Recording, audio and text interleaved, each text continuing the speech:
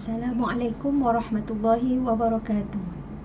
Okey, hari ini kita akan meneruskan pelajaran kita dalam bahagian Taranum Al-Quran tingkatan 1, iaitu tentang pengenalan Taranum. Okey, mari belajar bersama-sama Ustazah.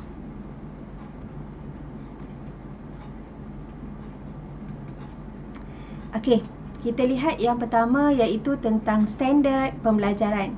Okey, apa yang ingin dicapai dalam pelajaran ini ialah murid dapat menyatakan maksud Taranum. Okey, yang kedua, murid dapat menyatakan ciri-ciri Taranum. Dan juga yang ketiga, murid dapat menyatakan sejarah umum Taranum Al-Quran.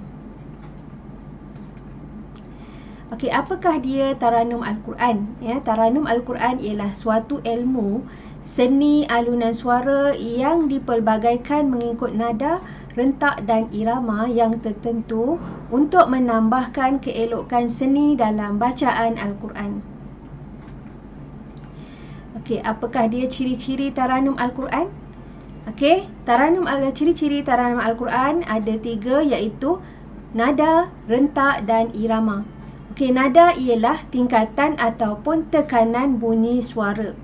Ya, okey, kita ada nada rendah, sederhana dan juga nada tinggi. Okey, kemudian rentak ialah pergerakan menghidupkan bunyi suara. Okey, jadi bagaimanakah suara itu diolah, ya, rentaknya? Okey, jadi bergantung kepada bagaimana kita melakukan pergerakan, ya, menghidupkan bunyi suara.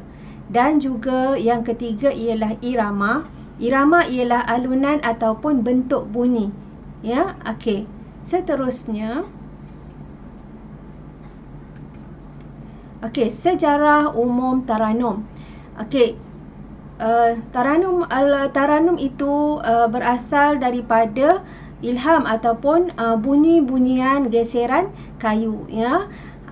Bunyi yang terhasil daripada geseran kayu adalah menjadi ilham kepada pakar-pakar Taranum untuk memasukkan unsur-unsur ini dalam Taranum Al-Quran. Okey, seterusnya ialah bunyi-bunyian tiupan angin. Ya, bunyi-bunyian tiupan angin. Okey, juga adalah ilham kepada Taranum Al-Quran. Okey, selain daripada itu, okey, kita ada juga bunyi kicauan burung, ya, di mana bunyi kicauan burung ini adalah juga salah satu unsur, ya, dalam Taranum Al-Quran. Okey, dan juga bunyi-bunyian air yang mengalir. Okey, bunyi-bunyian air yang mengalir ini adalah juga menjadi satu ilham, ya, untuk Taranum Al-Quran. Okey. Kemudian, ya, sejarah Taranum Al-Quran. Okey, sejarah Taranum Al-Quran, ya, telah disebutkan oleh Syekh Muhammad Saleh Al-Fatani, ya, pengarang Sirajul Qari, ya, menyatakan bahawa pemoderan Taranum telah diimport daripada Yunani oleh seorang profesor muzik, ya, iaitu yang bernama Bartolomeo Al-Hakam Al-Filosofi, ya, iaitu profesor muzik bangsa Yunani.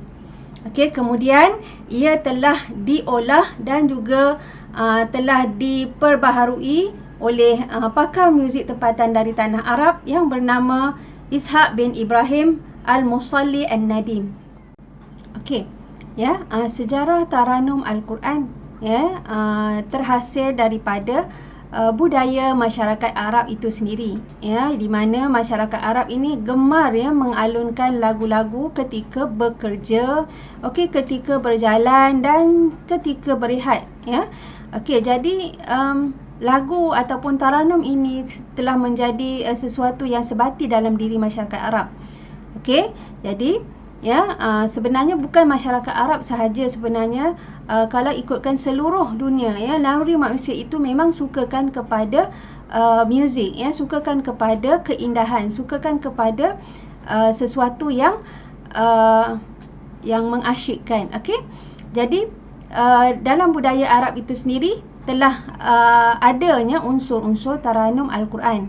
Okey, jadi setelah datangnya Islam ke tanah Arab, ya, okey, Rasulullah SAW telah menggalakkan supaya umat Islam menukarkan budaya membaca Al-Quran yang lebih baik dan cantik dengan cara bertaranum, ya, maknanya hasil daripada budaya masyarakat Arab itu tadi.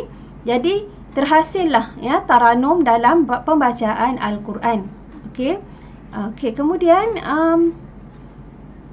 kemudian kita lihat, ya, sejarah taranum Al-Quran, ya. Okey, sebenarnya taranum Al-Quran telah bermula sejak daripada nuzul Al-Quran, ya, di Gua Hira, ya, di mana Rasulullah SAW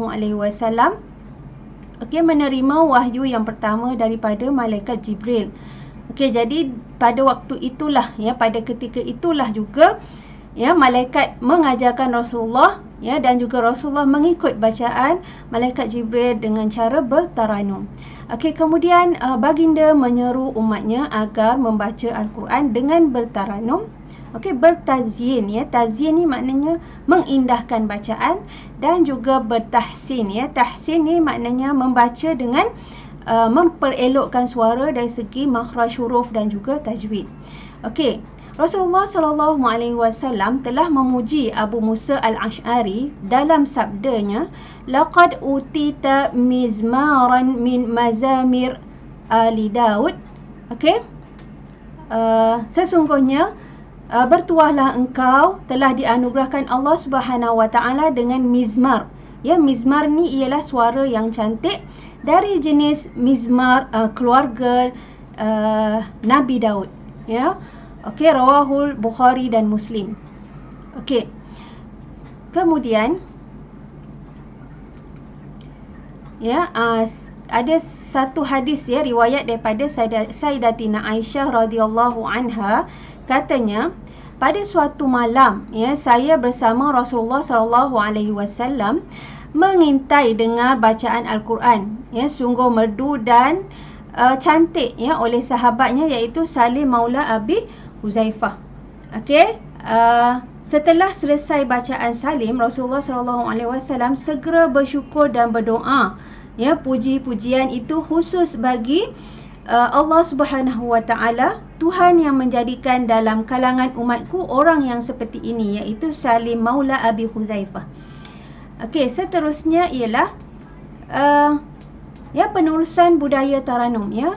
Budaya taranum Al-Quran ini telah diteruskan oleh para sahabat, ya, Rasulullah SAW. Okey, antaranya ialah Ubay bin Ka'ab, ya, Ibnu Mas'ud, Abu Musa Al-Ash'ari, Salim Maula Abi Huzaifah. Okey. Okey, setelah itu, ya, perkembangan dan pengawalan bacaan Al-Quran telah diperluaskan ke seluruh pelosok tanah Arab. Okey. Antaranya, ya, di Mekah, ya, wakilnya ialah Abdullah bin Sa'id. Okey, kemudian di Kufah, ya, Abu Abdurrahman As-Sulami. Okey, kemudian di Madinah Sa'ad bin Musaib. Okey, kemudian yang di Syam ialah Al-Mughirah bin Abi Shihab Al-Makhzumi, dan juga di Basrah Amir bin Abdullah, ya. Okey, jadi perkembangan pengawalan bacaan Al-Quran secara bertaranum telah tersebar meluas ke seluruh pelosok tanah Arab. Okey. Okey, jadi itu saja pelajar-pelajar untuk sesi pembelajaran pada hari ini. Okey, jadi sebenarnya, ya, taranum ataupun lagu-lagu Al-Quran ini sebenarnya amat sebati, ya, dalam jiwa ataupun dalam diri manusia, ya, sebab manusia ini memang sukakan kecantikan, memang sukakan sesuatu yang indah dan unik. Okey, jadi Ustazah sudahi dulu dengan wabillahi taufiq wa hidayah. Wassalamualaikum warahmatullahi wabarakatuh. Okey, semoga video ini memberi manfaat kepada semua. Jangan lupa like, komen dan subscribe channel Ustazah. Okey, sekian, terima kasih.